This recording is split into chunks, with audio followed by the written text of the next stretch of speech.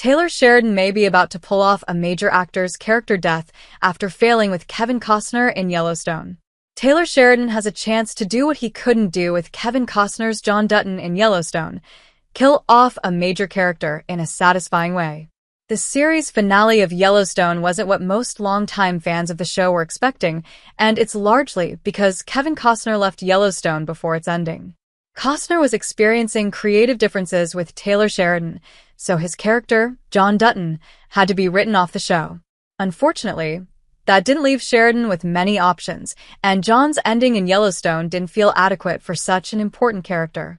Both Taylor Sheridan and Yellowstone Season 5, Part 2 are somewhat trapped by Kevin Costner's departure from the series. After Costner left Yellowstone in the middle of Season 5, Sheridan had to find a way to dance around his absence in the show's final episodes. There was really no satisfying way to do that, as John was the biggest part of the cast of Yellowstone, but what ended up happening was still disappointing. Luckily, Sheridan got another chance to write a major character's death in a different show, and it's shaping up to be much better than Yellowstone. Kevin Costner's John Dutton had a disappointing death in Yellowstone. John Dutton's death in Yellowstone Season 5 wasn't the best possible way the show could have bid farewell to its main character. It was probably the best way to handle it without Kevin Costner's involvement, but it was still lacking for the character himself. After years of development and build-up and years of Yellowstone following John fighting tooth and nail to save his ranch and protect his family, he died rather easily. A group of assassins simply broke into his house and killed him while he slept. It wasn't the warrior's death fans were hoping for, and it wasn't fitting for John to go out so meekly.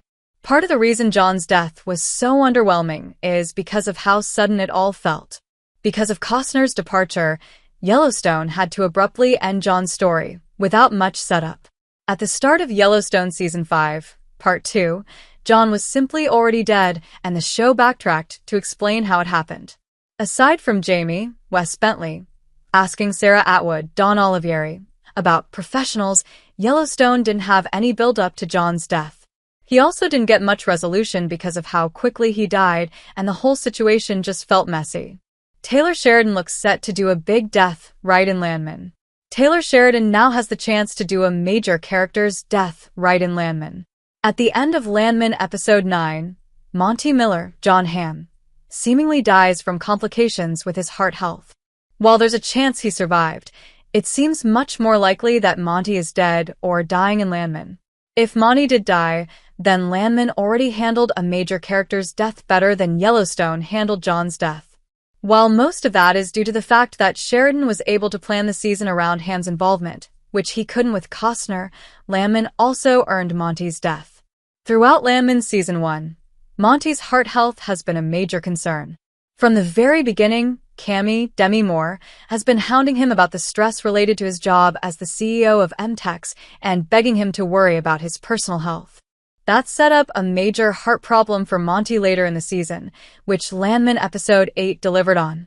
Then Landman Episode 9 actually let the moment where Monty potentially died breathe.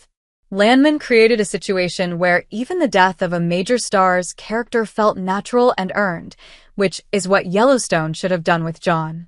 Landman is Taylor Sheridan's best Yellowstone replacement. The way Landman is handling Monty's death is a sign of why it's probably Taylor Sheridan's best chance at a replacement for Yellowstone. Out of all of Taylor Sheridan's shows, Landman has the most justification to become a franchise and spawn spin-offs like Yellowstone did. Landman has a star-studded cast, plenty of interesting characters like Cooper, Jacob Laughlin, or Rebecca, Kayla Wallace, and a subject that could easily be the focus of multiple seasons of television. It's incredibly easy to imagine Tommy's Billy Bob Thornton work in the oil industry to turn into a sprawling saga like John's work in the ranching industry. Landman release schedule. Episode title release date. 1 Landman November 17th, 2024. 2 Dreamers and Losers November 17th, 2024. 3 Hell Has a Front Yard November 24th, 2024. For the Sting of Second Chances December 1st, 2024. 5 Where Is Home December 8th, 2024. 6 Beware the Second Beating December 15th, 2024. 7 All Roads Lead to a Hole December 22nd, 2024. 8. Clumsy, This Life, December 29th, 2024. 9. WolfCamp, January 5th, 2025. 10. The Crumbs of Hope, January 12th, 2025. Sheridan also has one major benefit with Landman that he didn't with Yellowstone: experience. Sheridan has always been a great writer, ever since he created Sicario, but he now has over half a decade of experience writing for television. He knows how to manage characters across multiple seasons. His name carries enough weight to get stars on board and keep them in the cast, and Landman just proved he knows how to write a fitting ending when one is needed. If anything is going to replace Yellowstone, it may.